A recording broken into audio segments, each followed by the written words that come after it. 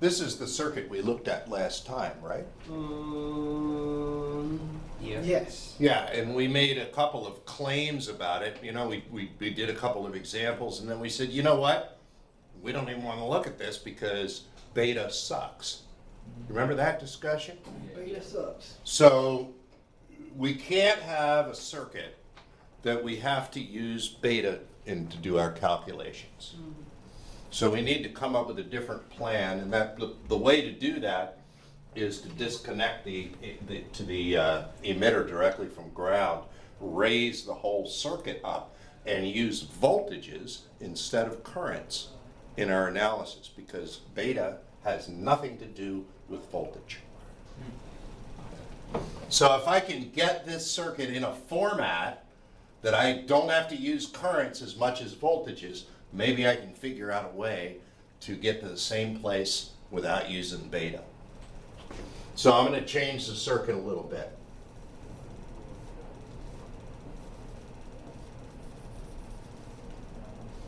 Going to add a couple new parts.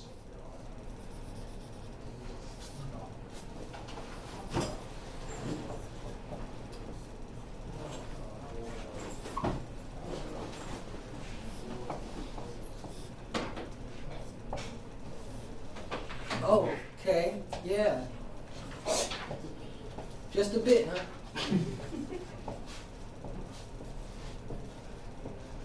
I only added 2 resistors.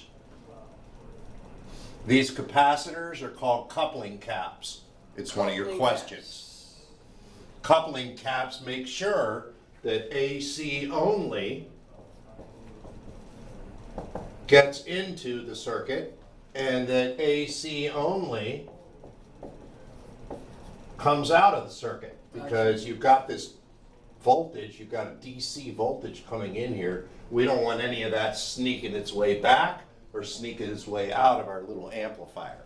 Caps, make sure that does not happen. Those are called coupling caps. We use them to couple amplifiers and signals together.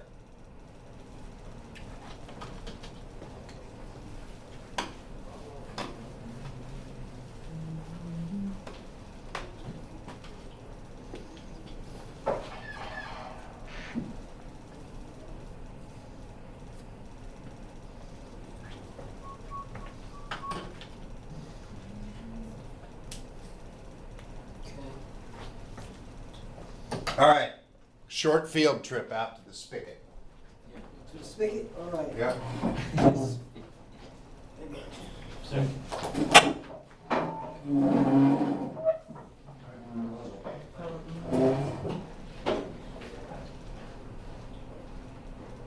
don't know if any of these will work.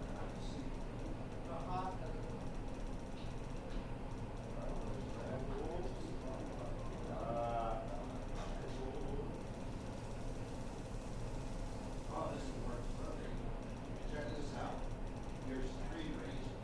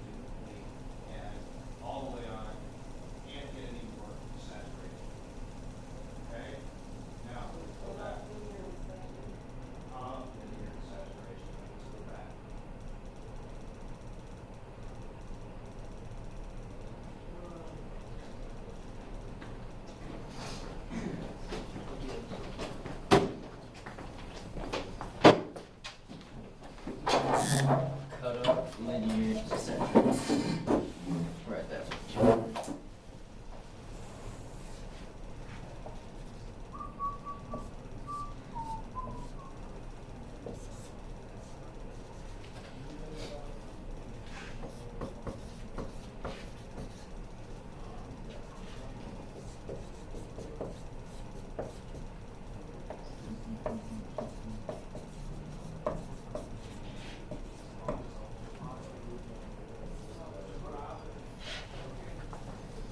So we have a graph. Cutoff, maximum pressure, no current. Saturation, minimum pressure, maximum current. And I have my linear region, which as I change, the voltage and current change together.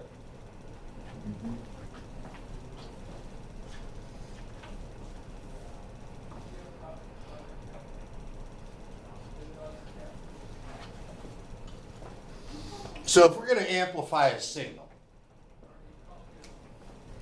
where do I want my transistor to sit when there's no signal coming in? At the cutoff. No, I don't want to do it at cutoff. If I do it at cutoff, then the negative going signal is going to not be recognized. Right?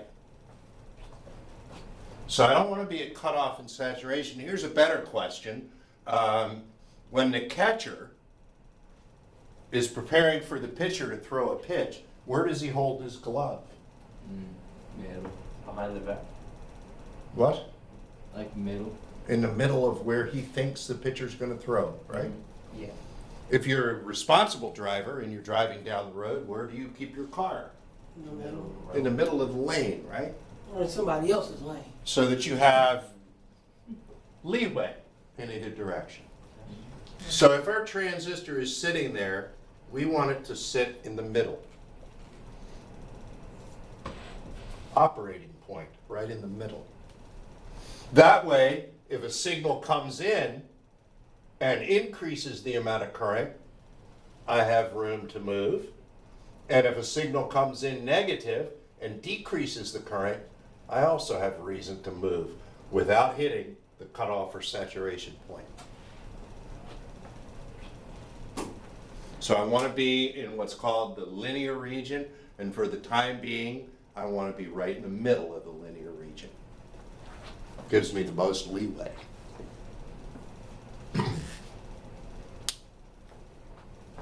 So we have two things that we need to do.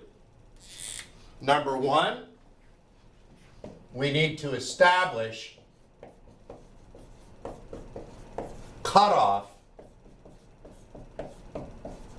and saturation points.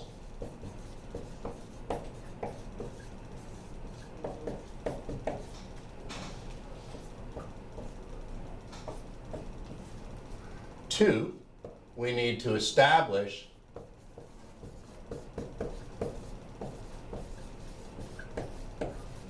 where we are on the curve.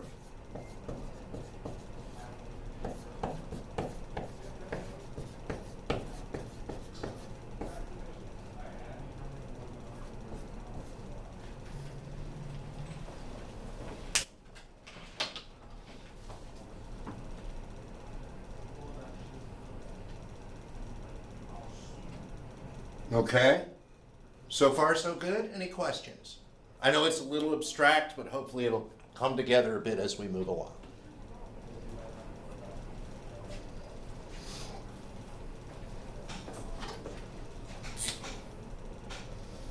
This half of the circuit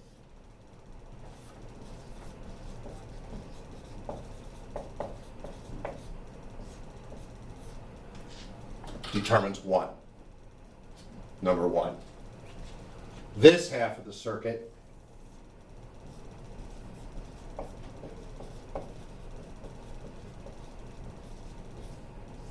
determines number two, where we are on the curve.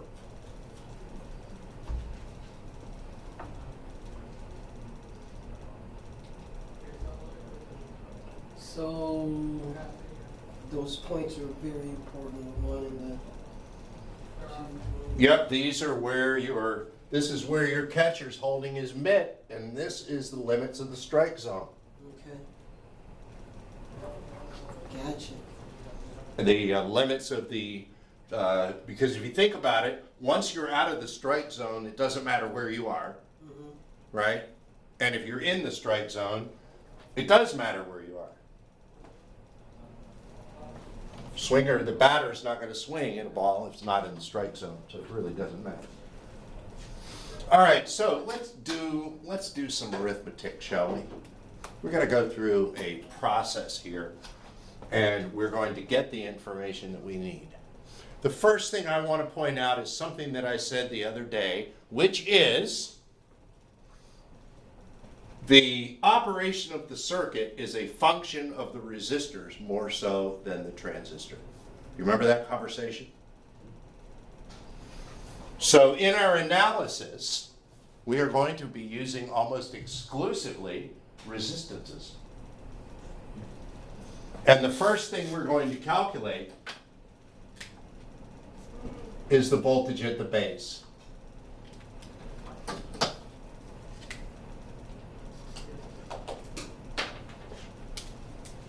Voltage at the base is going to be equal to RB2 over RB1 plus RB2, and I'm going to need to change this. I know I'm going to need more room, so I'm going to move this up here.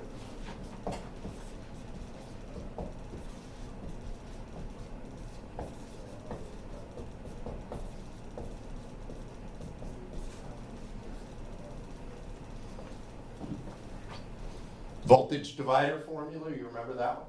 Is that RBL? RB2 over RB1 plus RB2. I need some damn glasses. No, I need a better pen or a better brain. There. No, my eyes, that looks like an 8. I need some glasses. Yeah, you can always move up, you know. So, voltage divider formula, right? That gives us the voltage at the base. From that, we can get the voltage at the emitter is the voltage at the base minus the 0.7 that we have across the transistor. Remember, we have plus minus 0.7 volts there. So the voltage at the emitter is going to be 7/10 less than the voltage at the base.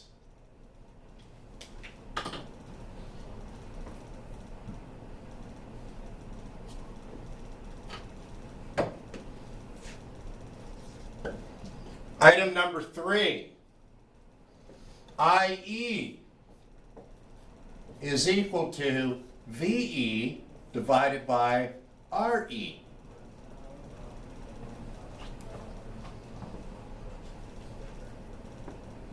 So the voltage here across the resistance gives us the current in the emitter.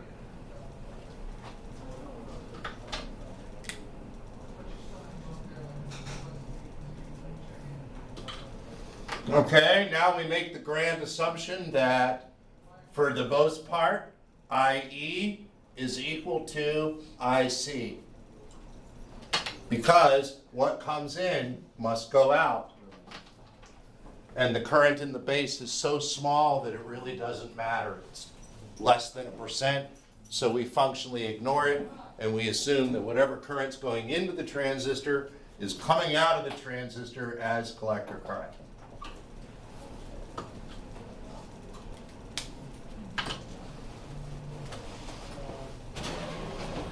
Welcome to our magic kingdom.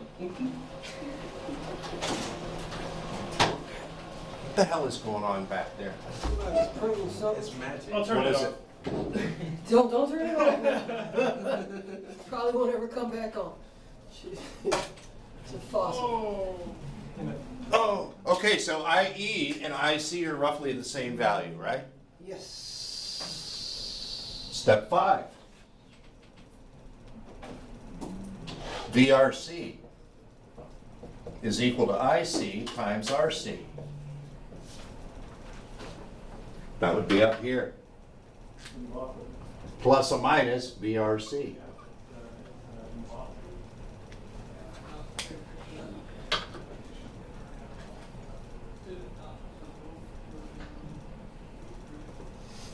just thought of something else we have to do today. Oh, this will be fun later.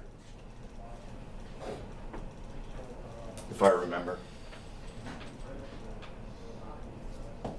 What about the voltage across the transistor? It's going to be VCC minus VRC minus VRE. In other words, the voltage across this guy right here is going to be the source minus what we used up across the collector resistor minus what we used up over the emitter resistor. So whatever's left over will be across the transistor.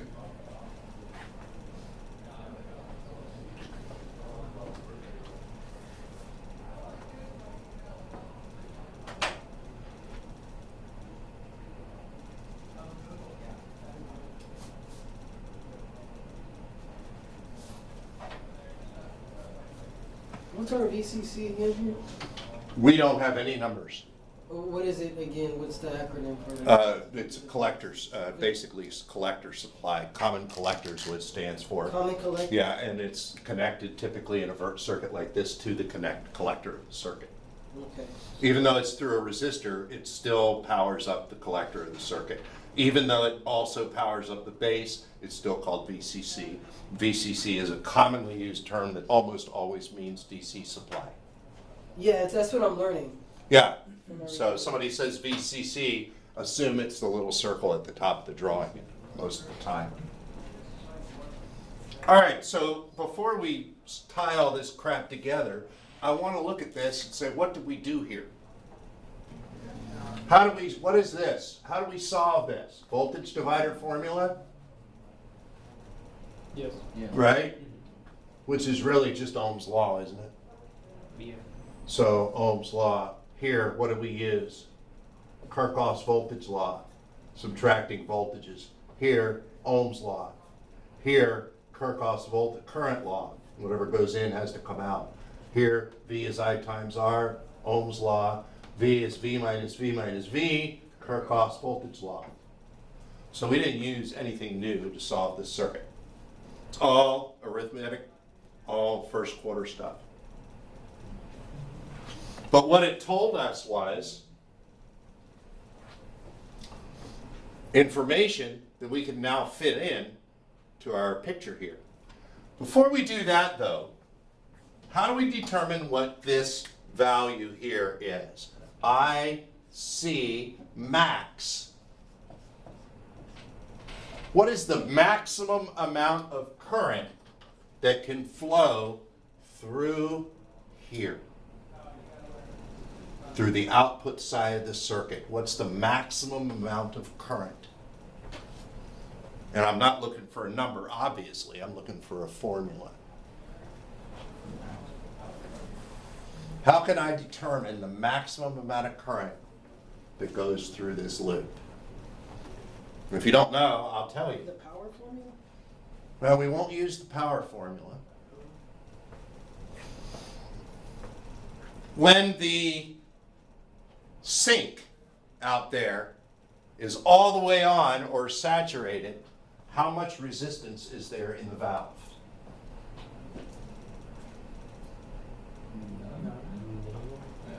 Yeah, No. it's coming out. Really, it's all going through. There's nothing blocking it, right? Right.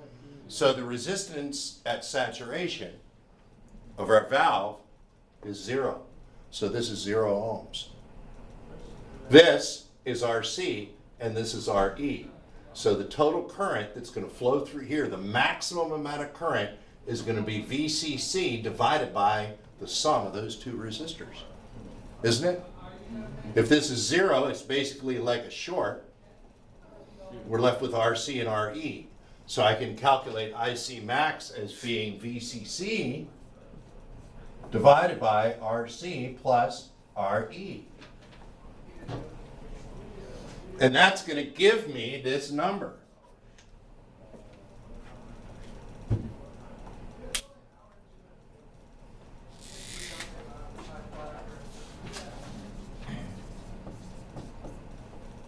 What's the maximum voltage that could possibly be across the transistor? 0, you said? Well, that's it when we have it all the way on. But what happens if the transistor is all the way off? there's no current flowing through it, what voltage will be across it? Max voltage. VCC. If I have no current flowing, no voltage drop here, no voltage drop there, the only voltage drop we have is across this open circuit. We're going to have electrons backed up here that can't make it through. VCC's worth. However much VCC is, that's how much of a backup you're going to have there. So we can position both of these by simply using calculations, both on this side of the circuit, because that tells us what our ones are going to be. Maximum current, maximum voltage. Yes? How come it's not VCC minus the 0.7 Where? for ACE max? No, he said that there will be a slight voltage drop Oh, right there at Right here? the 0.7. the point. That 0.7 is here. We're talking about through the transistor. Remember, you're using energy at the input to control, like a relay sort of, controlling the energy at the output. And tomorrow when we have our lecture on, we fill in values for these and analyze the circuit, then we will see how that works and how this amplifies. Okay, so tomorrow when we do this, we're going to go through this same set of calculations, not once, not twice, but 3 times. And we're going to see from that, we're going to see the amplification, how it actually works, how this point actually moves with the input signal, because as the input signal comes in, this is going to move back and forth, giving us different values of current and different values of voltage across the transistor. And from that, we will get our amplification. Okay, what I wanted to point out today is, number one, we have an example right out there of how this works. Yeah. So it shouldn't be as abstract as it could be. Number two, who controls how the circuit operates? You. Not me. Well, there is a The source. pipe. The Magic Kingdom. The diameters of the pipe, you and your magic kingdom, the diameters of the pipes, right? Isn't that what controlled the max out there? Yes. It's the resistors. The resistors are the diameters of our pipes, right? As resistors change their value, it's like a pipe restricting make it bigger and smaller. And if these resistors are larger, then that means that the total amount of current that the transistor can pass goes down, right? If I use narrower pipe in my house, I'm not going to be able to get as much flow as I would get if I use wider pipe. Same is true for wire. Wire and pipe are the same thing, aren't they? Okay, and then I think the most important thing that I wanted to get across with this demonstration is that all of this stuff is solved using first quarter stuff, right? Look at what we did. We used stuff that you went through in the first 2 weeks of class. Nothing new under the sun, right? Different acronyms. But yeah, different acronyms, and also the magic here is not in the individual steps, but in the sequence, right? You follow a sequence of steps. You can't get this without that. You can't get number 3 without doing number 2. So again, it kind of goes back into that idea that I teach my first quarter students and second quarter students. It's not what you must do next, it's what you can do. What can you do? What can you solve for in this circuit that you don't already know? Because when you find that, that will lead you onto something else. So you have to approach any circuit analysis you do like that. And we're not going to be doing circuit analysis at this level for every single transistor circuit we look at. They all follow the same basic rules. So going through 1 or 2 of them and looking at the different types as they're used is where the money is in this idea. Okay, so we're looking right now at a simple amplifier that can amplify pretty much any frequency at any amount because we don't have any values. So I think it'll make a lot more sense to solve one of these with actual values so that we can look at an input voltage and calculate the gain, do some of that, and by the time we get to do that, we'll be getting close to the end. Okay. And you said what looks like capacitors or couplings? They are actually capacitors, They are. but it's what we use them for. Okay. Okay, this, I think that's if you look at this amplifier, Coupling caps. oh yeah. you can see that we're calculating a bunch of DC voltages. All of these are DC voltages, right? So when I go out here and I have a signal, let's say I'm receiving some signal, and that signal is going in here, and that signal looks like this.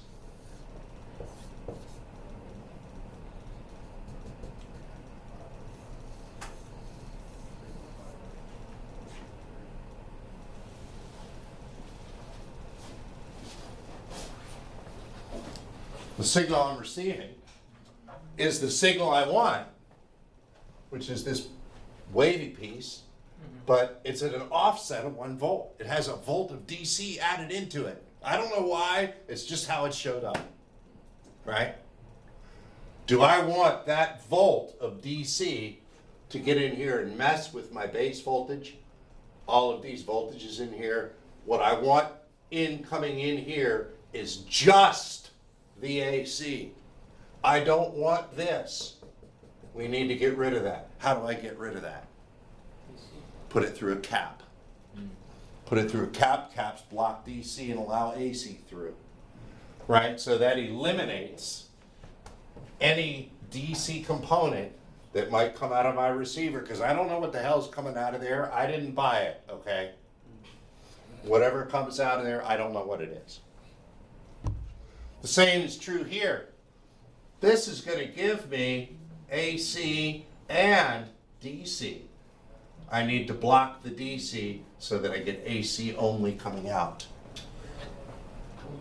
Right? So those capacitors, there's one on either, usually one on the input and one on the output. Those are called coupling capacitors because they allow us to couple 2 circuits together and make sure that only the signal is going between the 2. Coupling cap means coupling capacitor. Right.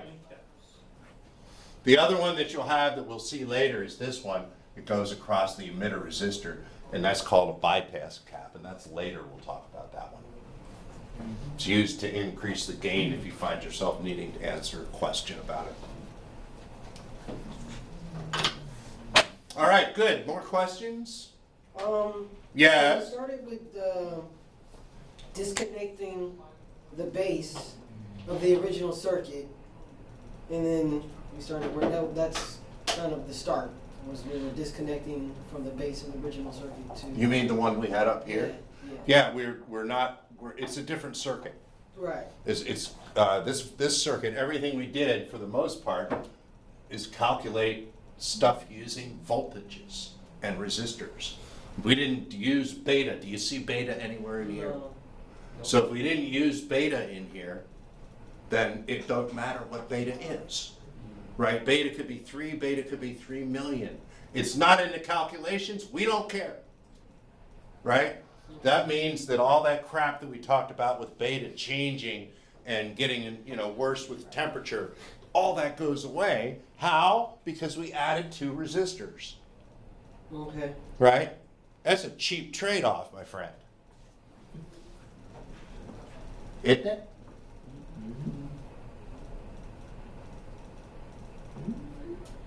Mm-hmm. All right. How are we doing on time? 10:30. Oh, we're in good shape. We'll do a little more and then we'll call it.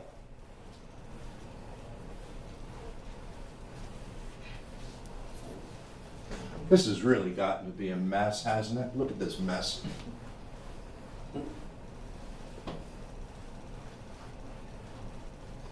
I should take a, they had those things way back in the day. You look in the back of the TV Guide magazine and there's an ad back there that says, draw the lumberjack, You draw the lumberjack and you send it into the lumberjack training school. They'll send you a packet and train you up to be a real live artist. Yeah? Clearly, I never did that. All right. I'm a lumberjack and I'm okay. Sleep all That's a night, woodchuck. and work all day. Can't say the rest of it.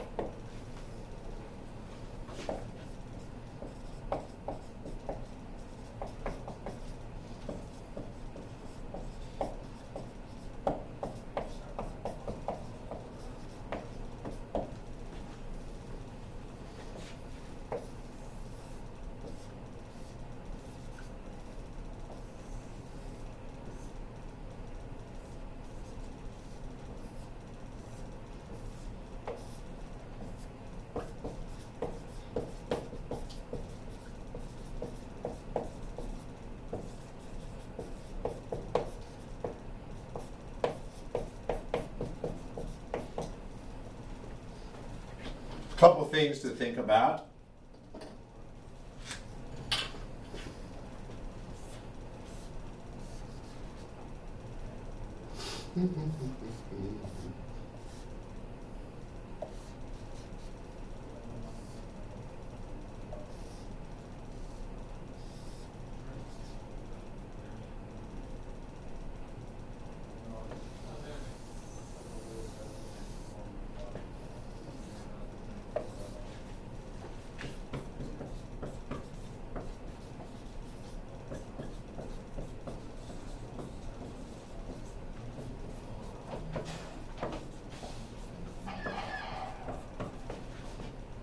What happened? Pistol's going off, that's all. You shouldn't be doing that on election day. Reserved for, that's only reserved for 4th of July. Stay in the I work with positive voltages, I'm an NPN. I work with negative voltages, I'm a PNP. Together we can amplify better because one of me amplifies the positive half and the other amplifies the negative half. Coming soon to a lecture near you. And we have this, holy crap, look at me, I'm a Darlington. If you notice, what's actually in there? Two of those. It's like the old Certs commercials, two transistors in one. Double the gain, double your trouble, double your fun. So a Darlington gives you basically two transistors in series, so the gains are multiplied. So if one has a gain of, let's talk beta for a minute. If one has a beta of 10 and the other one has a beta of 20, the whole thing has a beta of 200. Right, so it's meant for big amplification, big project. Must amplify large signal. That'll do it. And then we have a whole family of field effect transistors and MOSFETs and stuff that we will get into next quarter. That comes next quarter. So should be able to answer some more questions on our list. I think there's one in there like draw an NPN and PNP and tell me what the differences are. I think there's one in there, what's a Darlington transistor used for? And then, somewhere in there, they get into stuff like push-pull. And that's gonna be when we get into this realm of using two transistors to amplify separate halves of a signal. So we got a lot to talk about. Hopefully, this wasn't as confusing as I was afraid it was going to be. We got number 20, what is a Darlington pair? Number 22, what is a coupling cap? And how does it differ from a bypass cap? Yeah, well, you might not be able to answer Not that that one. one, man. No. Not yet. Well, actually, we did talk about, I did mention a bypass cap increases gain, but we really didn't cover it. So you could answer the question, but if somebody asked you to further explain your answer, you'd be screwed. So, just wait a while. I just say bypass cap increases gain. Yeah, bypass cap is used to increase gain. So what are you going to have to do with a circuit like this if you encounter one? What do you think, as an electronics technician, your job will be? Pull out parts and make it simple. In other words, you're not really sure? No. Okay. Most likely, you have this right here. Remember quantum? You've got your saturation point. Mm-hmm. You've got your cutoff point. And you have your operating point, right? Where you actually are. Mm-hmm. Most likely, the first thing you do is verify those 3 points. Verify that you are where you are. Verify that the transistor is where it's supposed to be in terms of how it's, and we refer to that as biasing. We'll talk more about that later. But how it's biased, all the resistors that are set up, if the voltage across your transistor with 0 signal should be about half of the source. If you're in the middle, your voltage across your transistor should be about half between VCE max and VCE 0. Right? Look at here. Can't really measure the current, but we can measure the voltage easy enough. So if you measure the voltage across your transistor, it should be about half of the maximum, if it's set up in the middle.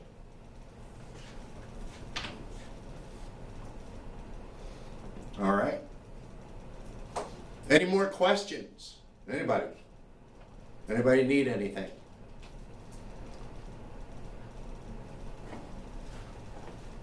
Don't forget, there's not that many days left. It's getting down to the wire. Isn't it?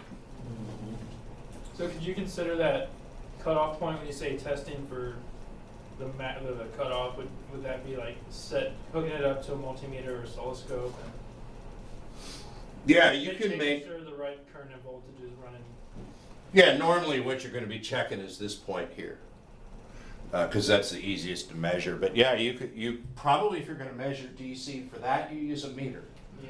If you're measuring an AC signal, I would not use a scope. I think we talked about that once, didn't we? Have we had a discussion about meters and scopes and when to use either one? Well, I remember you saying that each device is going to give you a different reading. I remember that. No matter, they can be the same brand of multimeter, but it'll give you a different reading. That's true too, but the point I really want to make sure that you understand is that meters are designed to measure electricity. Mm-hmm. They're not really designed to measure signals. So if you have a signal of 1 kilohertz audio signal, the meter's not going to read it accurately because the meter can't keep up with the frequency. Meters kind of max out around 400 hertz. And of course, the more money you throw at it, the higher that value gets. There are meters out there that can effectively read high frequency signals, but there you start adding dollar signs at that point. Mm-hmm. The meters that you have, if you look at the user manual for it, if you still have it, it probably tells you that it can read a maximum of like 400 hertz for RMS value. Anything above that starts to go down, right? Think about it. If you're watching a tennis match and you're sitting right at the net, You watch back and forth the ball, you know, your neck's gonna get tired, but besides that, what happens if they speed up the game? You speed up. You have to speed up turning your head, right? Well, you know, your muscles in your head and all that shit in there can only turn so fast, right? Is that true? You have what's called a slew rate. Your head can only turn so fast. Mhm. And if the speed of the tennis game starts to exceed that speed, then your head is going to stop. It's going to move back and forth, and as it goes faster, it's going to eventually just stop. I can't keep up. You won't be able to see the ball anyway. It'll be whizzing by, you know. And amplifiers work the same way, and meters work the same way. If you're trying to switch a signal back and forth too quickly, the electronics in the meter are not sophisticated enough to be able to keep up. And it will tell you that you have a lower voltage than you actually have.